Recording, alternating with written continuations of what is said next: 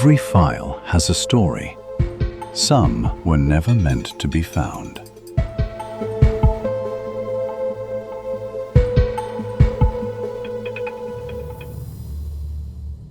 On the evening of March 31st, 1922, a family of 6 settled into another quiet night on a small, isolated farm in the Bavarian countryside of Germany. By sunrise, every one of them would be dead. No witnesses, no confession, no murder weapon ever linked to a killer. And more than a century later, no one knows who committed one of the most disturbing crimes in European history. But what makes the Hinterkaifeck murders truly terrifying is not simply how the victims died. It is the growing evidence that someone had been watching the family for days before the attack. Someone who may have been living on the farm itself. Long before investigators discovered the bodies, strange events had begun to unfold around the property. Footprints appeared in freshly fallen snow. Unexplained noises echoed from the attic during the night. Keys mysteriously disappeared. A newspaper arrived that nobody had subscribed to. Every warning sign suggested that someone was nearby, yet no one could imagine what was about to happen. This is the story of the Hinterkaifeck murders, a mystery that has haunted Germany for more than 100 years, and a case where every answer only leads to another question. Hinterkaifeck was not a village.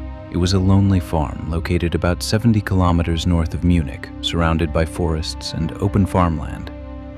The nearest neighbors lived hundreds of meters away. At night, the property disappeared into complete darkness. The farm belonged to Andreas Gruber, a 63-year-old farmer known throughout the area as a strict and difficult man. He lived there with his wife, Kazilia, their widowed daughter, Victoria Gabriel, Victoria's 2 children, 7-year-old Kazilia and 2-year-old Josef. Only a few hours before the murders, the family welcomed a new maid named Maria Baumgartner. It was her very first day at Hinterkaifeck. She had no idea she had entered one of history's most infamous crime scenes. Life on the farm was already surrounded by rumors. Years earlier, Andreas had been convicted of incest involving his own daughter. The scandal shocked nearby communities and left a permanent stain on the family's reputation. Even after serving his sentence, whispers never disappeared. Many villagers avoided the farm whenever possible. But despite the gossip, life continued. Fields needed tending, animals required feeding, children still played in the yard. To outsiders, Hinterkaifeck looked like an ordinary farmhouse struggling through another cold Bavarian spring. Yet beneath that quiet routine, something deeply unsettling was beginning to unfold. Several days before the murders, Andreas noticed fresh footprints leading from the nearby forest toward the farm. The tracks crossed the snow directly to the house. Curiously, there were no footprints leading back. Whoever had approached the property seemed to have simply vanished. At first, Andreas assumed a traveler had wandered nearby. But when he searched the surrounding fields, he found nothing. No campsite, no abandoned belongings, no explanation. The mystery only deepened. Soon afterward, family members began hearing footsteps above their bedrooms late at night. Slow, heavy, methodical. The sounds always came from the attic. Whenever Andreas climbed upstairs carrying a lantern, he found nothing. No intruder, no broken window, no sign that anyone had entered. Still, the noises returned, night after night. Then, another strange event occurred. One morning, Andreas discovered a newspaper lying on the property. No one recognized it. Nobody in the family had purchased it. No neighbors claimed ownership. Someone had apparently left it there without being seen. Not long afterward, the household keys disappeared.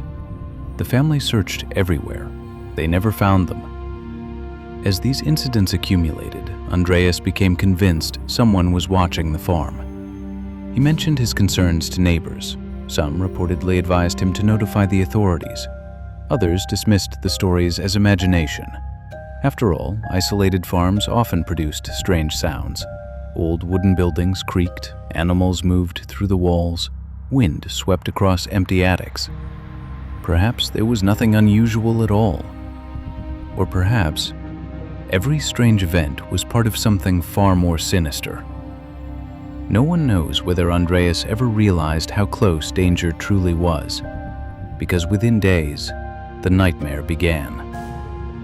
The exact sequence of events that unfolded on the night of March 31st can never be known. There were no surviving witnesses. Everything investigators later reconstructed came from physical evidence, medical examinations, and the silent clues left behind inside the farmhouse. At some point after nightfall, someone appears to have lured members of the Gruber family into the barn, one by one. The first to leave the house may have been Andreas. Whether he heard a strange noise, believed an animal had escaped, or responded to someone calling outside remains unknown. What is known is that he never returned. Inside the barn, he was struck repeatedly with a heavy farming tool believed to be a mattock. The blows were so violent that he died almost instantly. A short time later, his wife Cecilia entered the barn. She met the same fate. Then came Victoria. Investigators later believed she fought desperately for her life. Evidence suggested she struggled before finally collapsing beside her parents. 7-year-old Cecilia was the last family member drawn into the barn. The injuries found on the young girl shocked even experienced investigators. Medical examinations suggested she did not die immediately. Clumps of her own hair were found tightly wrapped around her fingers, indicating she had pulled it out while suffering in pain before she finally succumbed to her injuries. The barn had become a carefully staged killing ground, one victim after another. No gunshots, no cries that reached the neighbors, only silence. Yet the murders were not over. Inside the farmhouse, 2-year-old Josef remained asleep in his bedroom. The family's new maid, Maria Baumgartner, had retired to her room after finishing her first day of work. Neither had witnessed the killings in the barn. Neither had any chance to escape. The killer entered the house. Josef was murdered in his crib. Maria was killed inside her bedroom. She had worked at Hinterkaifeck for less than a single day. 6 people were now dead. An entire family had been erased in a matter of hours. But what happened next transformed an already horrifying crime into one of history's greatest mysteries. Most killers flee the scene as quickly as possible. The person responsible for Hinterkaifeck appeared to do the exact opposite. Evidence suggested someone remained on the farm for several days after the murders. Neighbors later reported seeing smoke rising from the farmhouse chimney. Someone had continued feeding the cattle. Fresh hay had been placed before the animals. The livestock appeared calm and well cared for. Bread had been sliced inside the kitchen. Meals seemed to have been prepared. Whoever stayed behind knew how to manage the farm. Even stranger, the family dog had also been fed. Nothing indicated the property had been abandoned immediately after the murders. It was as though someone had calmly taken over daily life while 6 bodies lay only a few meters away. No one can say exactly why. Perhaps the killer needed shelter. Perhaps they were waiting for something. Or perhaps they simply wanted to make sure nobody became suspicious too soon. For nearly 4 days, life around Hinterkaifeck appeared strangely normal. Mail remained uncollected. The family failed to appear at church. Young Cecilia was absent from school. Still, no one immediately investigated. Isolated farms often went several days without visitors. Only on April 4th did concern finally grow strong enough for neighbors to check on the family. What they found would become one of Germany's most infamous crime scenes. As they entered the property, the silence felt unnatural. The animals were alive, the farm showed signs of recent activity, yet no one answered their calls. Searching the barn, they made the horrifying discovery. The bodies of Andreas, Cecilia, Victoria, and little Cecilia lay stacked together beneath loose straw. Someone had deliberately attempted to conceal them. Moments later, investigators searched inside the house. Maria was found in her bedroom. Joseph remained in his crib. The murders immediately stunned the local community. Entire villages gathered outside the farm. Rumors spread faster than facts. Who could commit such brutality? Why had every member of the household been targeted? And perhaps the most disturbing question of all, who had been living inside the farmhouse after everyone was already dead? As news of the murders spread across Bavaria, investigators rushed to Hinterkaifeck. What they encountered was unlike anything they had seen before. The crime scene was chaotic. Hundreds of curious villagers had already entered the property before police could secure it. Neighbors, local officials, journalists, and even sightseers walked through the farmhouse. Potential evidence was unknowingly destroyed. Footprints overlapped one another. Objects were moved. Rooms were disturbed. In modern criminal investigations, such contamination would be considered catastrophic. But in 1922, crime scene preservation was still in its infancy. Investigators did their best with the evidence that remained. The suspected murder weapon was nowhere to be found. No fingerprints could identify a suspect. No eyewitnesses had seen anyone entering or leaving the farm. The killers seemed to have disappeared as completely as they had arrived. Then, investigators returned to the strange incidents reported before the murders. The mysterious footprints, the noises in the attic, the missing keys, the unfamiliar newspaper. Viewed separately, each event could perhaps be explained away. Together, they painted a chilling picture. Someone may have been secretly living inside the farmhouse before the murders even occurred. The attic quickly became the focus of attention. Although no definitive evidence proved an intruder had hidden there, investigators believed it was entirely possible. The Gruber family stored hay and supplies above the living quarters. A determined person could remain hidden for days, especially if they moved only at night. From the attic, an intruder would have been able to observe nearly everything happening inside the home.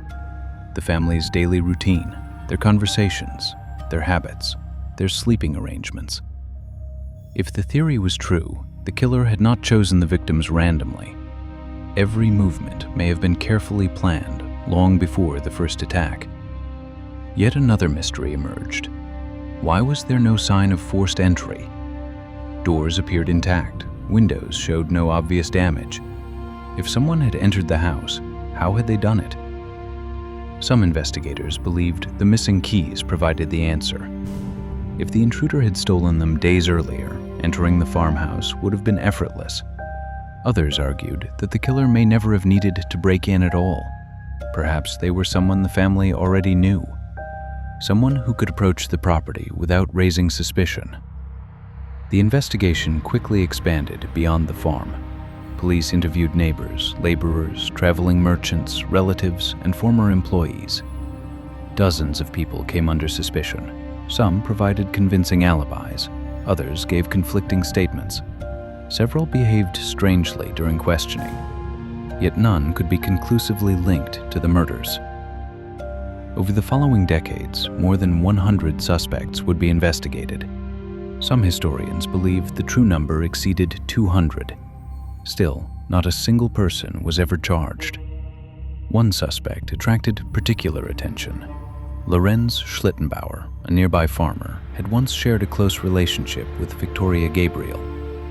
Many believed he could have been the father of young Joseph. Others strongly disagreed. The child's true parentage became the subject of endless speculation. Schlittenbauer's behavior after the discovery of the bodies also raised questions.